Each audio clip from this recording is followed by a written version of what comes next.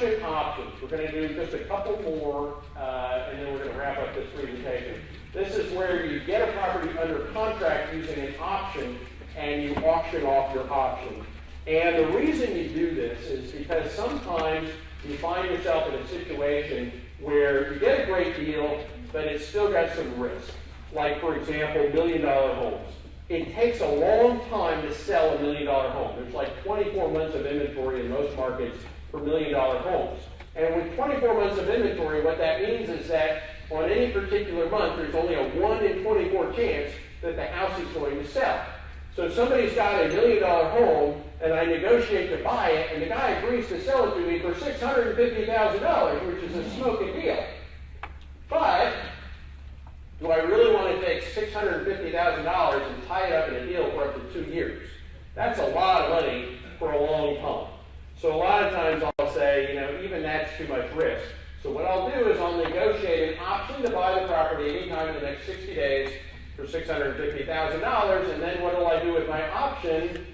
Put it on eBay, right? I mean, auction it off. Market it using non-conventional methods. What you're hoping is that somebody shows up during your 60 days and buys the property.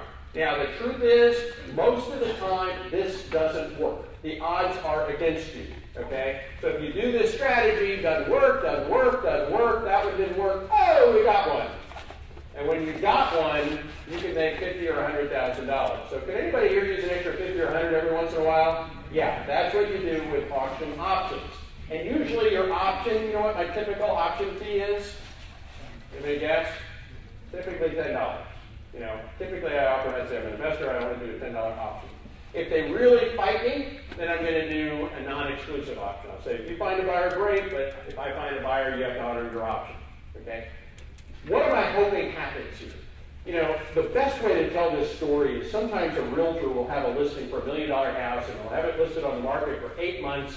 8 months it doesn't sell, and by now the seller's getting frustrated. He fires the realtor. He's ready to kill the realtor. So he fires the realtor, and then he hires another realtor, and the next realtor gets a full price offer 6 days into the listing. Why was the second realtor able to sell the house? Luck, right? It's just in the right place at the right time. That buyer was showing up in month 7. Too bad the last guy lost the listing 6 days earlier.